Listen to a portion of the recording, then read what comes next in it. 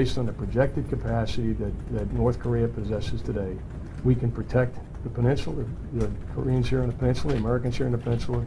We can protect Guam, we can protect Hawaii, we can protect the continental United States.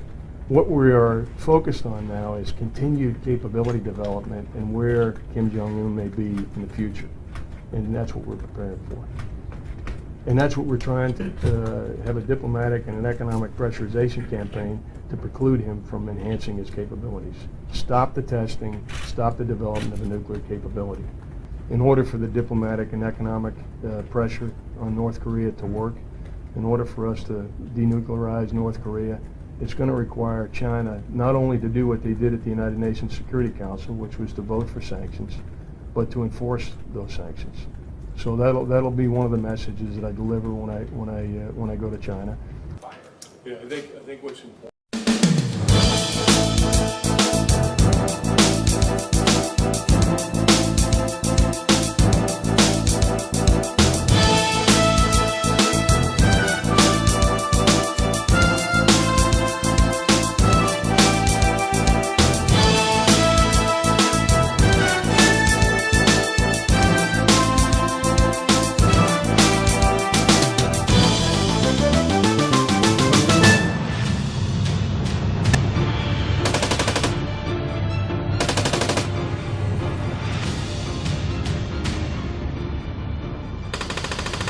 Japan's self-defense forces held their annual live-fire exercise on Sunday in Shizuoka Prefecture, central Japan.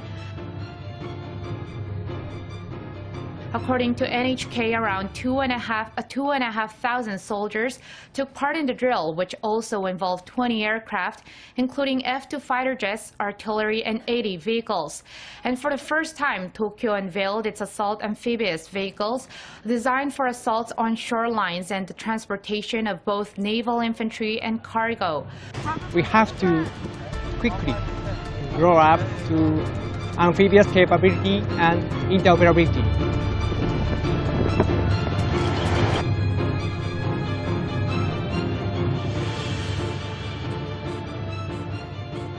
The drill was carried out under the scenario of the combined forces retaking a remote island captured by an enemy.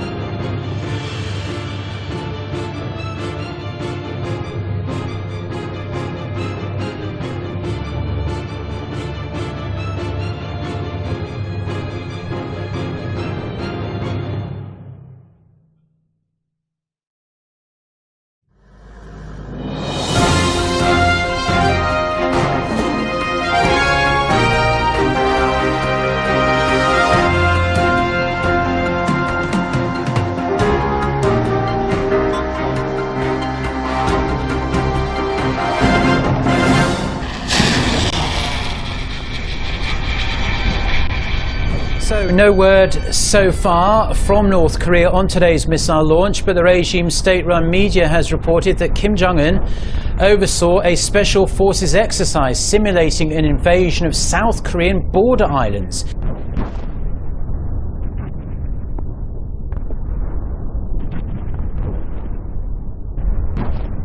It took place on Friday, the day the regime celebrated its 57th anniversary of the Songun, or military first ideology.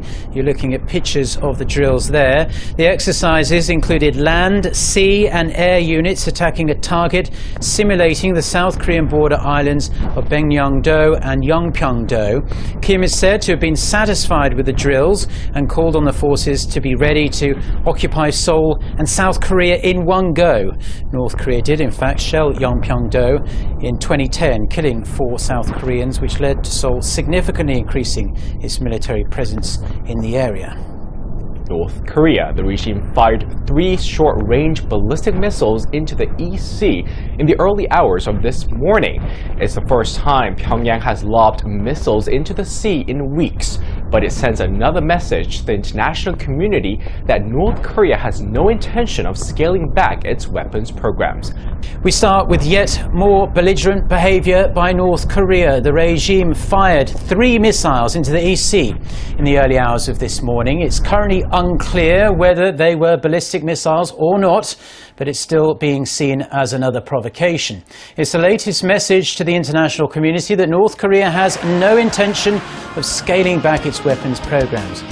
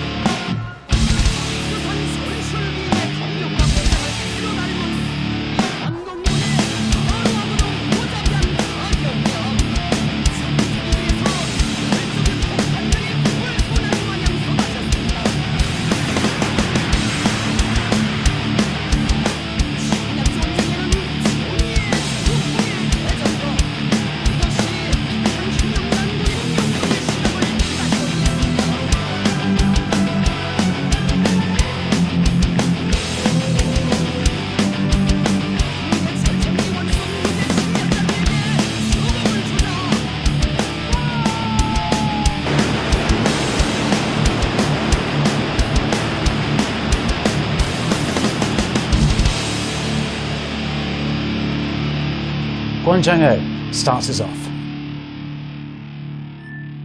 At 6:49 a.m. South Korea time, the first of 3 missile launches were detected. The latter 2 were fired within the next half an hour. According to South Korea's Joint Chiefs of Staff, they were fired from Gitaeryong in the eastern part of Gangwon-do province, flying some 250 kilometers into the East Sea. Seoul has said it believes the projectiles to be 300mm artillery rockets fired from a multiple rocket launcher. However, the US Pacific Command says its assessment indicates they were short-range ballistic missiles, adding that the second missile exploded almost immediately after launch. The launches are being interpreted as a protest against the joint South Korea-US military drills called the Ulchi Freedom Guardian, which began this week. Pyongyang labels the exercises as a provocative rehearsal for an invasion, while South Korea and the US insist they're purely defensive in nature.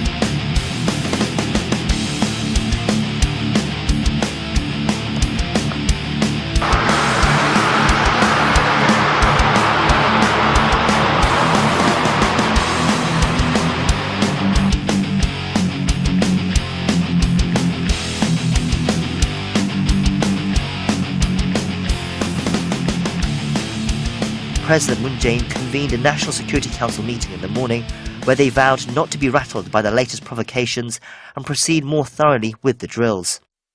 This latest missile provocation comes after 2 successful ICBM launches last month. Since then, new UN sanctions have been imposed and a war of words between US President Donald Trump and North Korean leader Kim Jong-un escalated, with the US territory of Guam threatened and the international community on edge. However, after weeks of no missile activity from North Korea, the US had started to express hope that perhaps the regime was starting to back down. On Tuesday, US Secretary of State Rex Tillerson said he was pleased to see the regime had demonstrated some level of restraint, while President Trump said he respected Kim Jong-un was starting to respect the US. Saturday's launch could be seen as a rejection of that claim.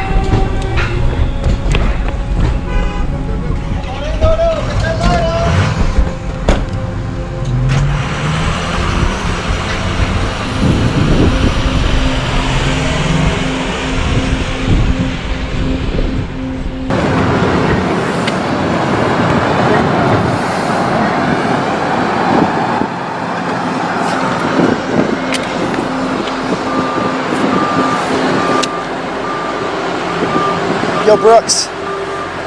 Brooks.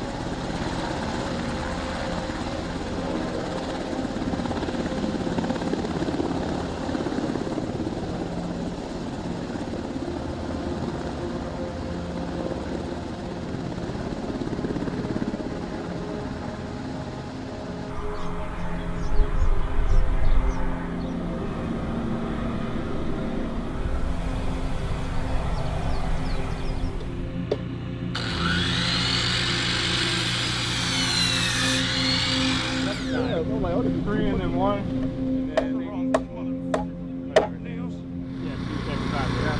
Wait, he said 75 or 60?